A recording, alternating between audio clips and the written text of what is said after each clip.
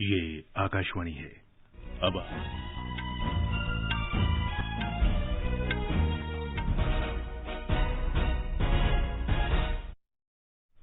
अब आप रवि कपूर से समाचार सुनिए। कोविड मरीजों की संख्या फिर से बढ़ रही है।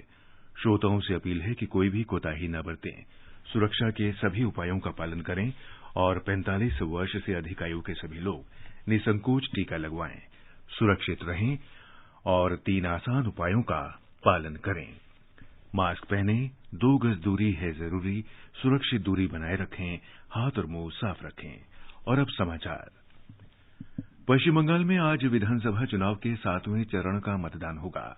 इस चरण में 5 जिलों के 34 निर्वाचन क्षेत्रों में वोट डाले जाएंगे। इन 34 सीटों के लिए 284 उम्मीदवार मैदान में हैं। मतदान सुबह 7 बजे से शाम 6:30 बजे तक चलेगा। निर्वाचन आयोग ने इस चरण के लिए केंद्रीय बलों की 653 कंपनियां तैनात की हैं।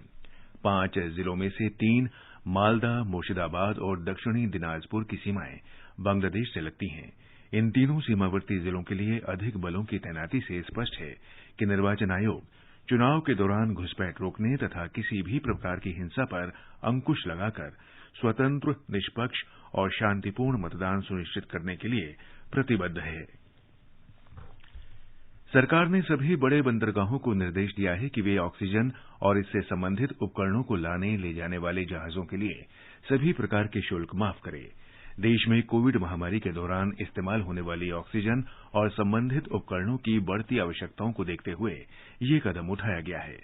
बंदरगाह, जहाजरानी और जलमार्ग मंत्रालय ने चिकित्सा ऑक्सीजन, ऑक्सीजन टैंक, ऑक्सीजन बोतलें, portable oxygen generator, oxygen concentrator, oxygen सिलेंडरों के विनिर्माण के लिए स्टील पाइप और संबंधित उपकरण लाने ले जाने वाले जहाजों को सबसे अधिक प्राथमिकता देने का निर्देश दिया है। ये व्यवस्था 3 महीनों या अगले आदेश तक जारी रहेगी।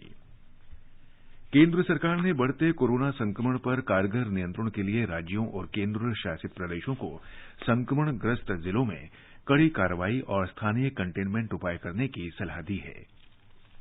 स्वास्थ्य मंत्रालय ने कहा है कि संक्रमण की श्रृंखला तोड़ने के लिए 14 दिन की अवधि के लिए स्थानीय नियंत्रण क्षेत्र यानी कंटेनमेंट जोन बनाया जा सकता है।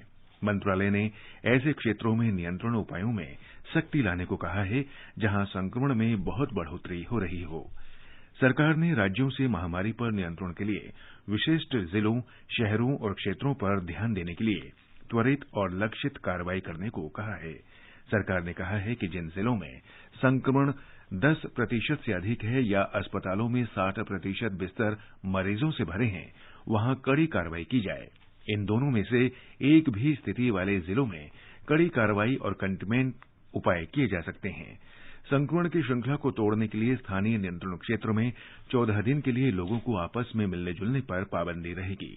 स्थानीय कंटेनमेंट में 3 सूत्रों पर ध्यान दिया जाएगा, जिसमें नियंत्रण, नैदानिक प्रबंधन और सामुदायिक सहयोग शामिल हैं। मंत्रालय ने कहा है कि नियंत्रण क्षेत्र की सीमा स्पष्ट निर्धारित की जाएगी और नियंत्रण के कड़े उपाय किए जाएंगे ताकि संक्रमण बाहर न फैले। लोगों के आपस में मिलने जुलने पर पाबंदी लगाकर संक्रमण को नियंत्रित करना होगा। सामाजिक, राजनीतिक, खेल, मनोरंजन, शैक्षिक, धार्मिक आयोजनों से जुड़ी सभाओं और सम्मेलनों पर प्रतिबंध रहेगा। विश्व के सबसे बड़े टीकाकरण अभियान के 99वें दिन में ही भारत ने 14 करोड़ 9 लाख से अधिक कोविड टीके लगाकर एक और महत्वपूर्ण उपलब्धि हासिल कर ली है।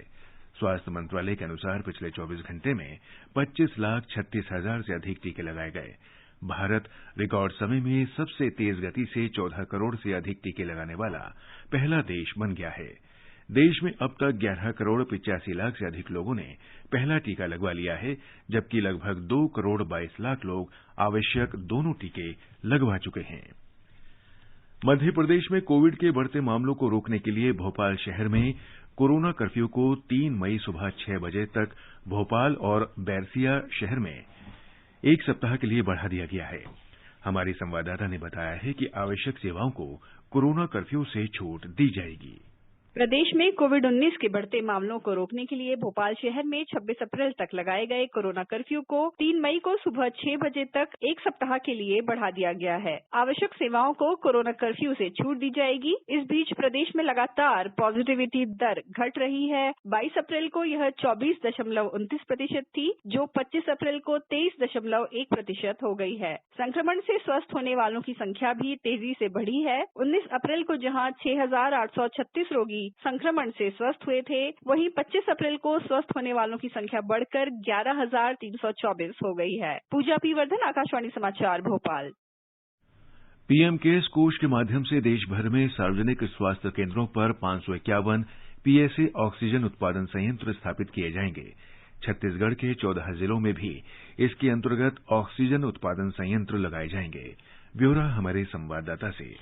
पीएम केयर्स के माध्यम से छत्तीसगढ़ के 14 जिलों में पीएसए ऑक्सीजन उत्पादन संयंत्र स्थापित किए जाएंगे। ये जिले हैं बस्तर, बीजापुर, बिलासपुर, दंतेवाड़ा, धमतरी, दुर्ग, जशपुर, कांकेर, कोरबा, कोरिया, महासमुंद, रायगढ़, रायपुर और राजनांदगांव। इन संयंत्रों से जिला स्तर पर ऑक्सीजन की उपलब्धता सुनिश्चित करने में काफी मदद मिलेगी। जिला मुख्यालयों के सरकारी अस्पतालों में पीएसए ऑक्सीजन उत्पादन संयंत्र स्थापित करने का मुख्य उद्देश्य सार्वजनिक स्वास्थ्य प्रणाली को और मजबूत करना है और यह सुनिश्चित करना है कि इनमें से प्रत्येक अस्पताल में कैप्टिव ऑक्सीजन उत्पादन की सुविधा बनी रहे। इस तरह से अपने स्तर पर ऑक्सीजन उत्पादन सुविधा से इन अस्पतालों और जिले की दिन प्रतिदिन की मेडिकल ऑक्सीजन की जरूरतें पूरी हो सकेंगी। इसके अलावा तरल मेडिकल ऑक्सीजन कैप्टिव ऑक्सीजन उत्पादन के टॉपअप के रूप में काम करेगी। इस तरह की प्रणाली यह सुनिश्चित करेगी कि जिले के सरकारी अस्पतालों को ऑक्सीजन की आपूर्ति में अचानक व्यवधान न उत्पन्न हो सके और कोरोना मरीजों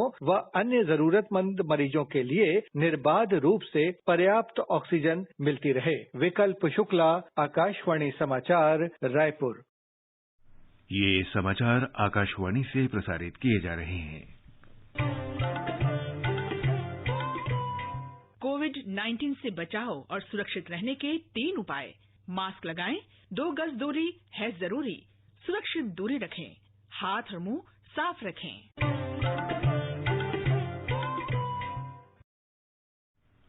दक्षिणी दिल्ली के छतरपुर में सरदार पटेल कोविड देखभाल केंद्र और अस्पताल आज सुबह 10 बजे से काम शुरू कर देगा। रोगियों की भर्ती के लिए मानक संचालन प्रक्रिया और निर्धारित नियमों का कड़ाई से पालन किया जाएगा। आकाशवाणी समाचार से बातचीत में भारत तिब्बत सीमा पुलिस आईटीबीपी के महानिदेशक एसएस देसवाल ने बताया कि इस केंद्र में केवल जिला निगरानी अधिकारियों द्वारा रेफर किए गए रोगियों की ही भर्ती की जाएगी। We are going to start Sardar Patel COVID Care Center and Hospital at Radha Swami Campus, Chhatarpur in Delhi. It's almost 500 beds, and we will start admissions here for treatment on Monday morning after 10 o'clock. Admissions will be made on the recommendations of district authorities after checking of their government documents and need for hospitalization. Because in several cases, only consultation can do and patients can stay at home. So for this filtration, district authorities will be utilized, and on their recommendations as earlier, admissions will be made. ITBP ने कहा कि रोगियों को reception पर report करने के बाद शुरुआती दस्तावेजों और आवश्यक जांच के बाद अस्पताल में भर्ती किया जाएगा। उन्हें एक किट उपलब्ध कराया जाएगा। सभी चिकित्सा उपचार, दवा, भोजन और अन्य सुविधाएं निःशुल्क मिलेंगी। तनाव कम करने के लिए परामर्श सेवा भी उपलब्ध कराई जाएगी। गृह मंत्रालय ने आईटीबीपी को राष्ट्रीय राजधानी के छतरपुर में राधास्वामी व्यास केंद्र स्थित सरदार पटेल कोविड देखभाल केंद्र के संचालन के लिए नोडल बल बनाया है। दिल्ली में चिकित्सा ऑक्सीजन क्षमता बढ़ाने के लिए पीएम केयर्स कोष के सहयोग से 8 पीएसए ऑक्सीजन उत्पादन संयंत्र लगाए जा रहे हैं। सरकारी सूत्रों ने बताया कि इन संयंत्रों से 14.4 मीट्रिक टन मेडिकल ऑक्सीजन क्षमता बढ़ जाएगी। सुप्रसिद्ध शास्त्रीय गायक राजन मिश्र का कल नई दिल्ली के एक अस्पताल में निधन हो गया। राष्ट्रपति, उपराष्ट्रपति, प्रधानमंत्री, सूचना और प्रसारण मंत्री और स्वर कोकिला लता मंगेशकर ने उनके निधन पर शोक व्यक्त किया है। बनारस घराने से संबंध रखने वाले पंडित मिश्र ने अपने भाई साजन मिश्र के साथ दशकों तक भारत और विश्व के श्रोताओं को शास्त्रीय संगीत से भाव विभोर किया। संगीत में योगदान के लिए उन्हें पद्म भूषण, संगीत नाटक अकादमी और गंधर्व राष्ट्रीय पुरस्कार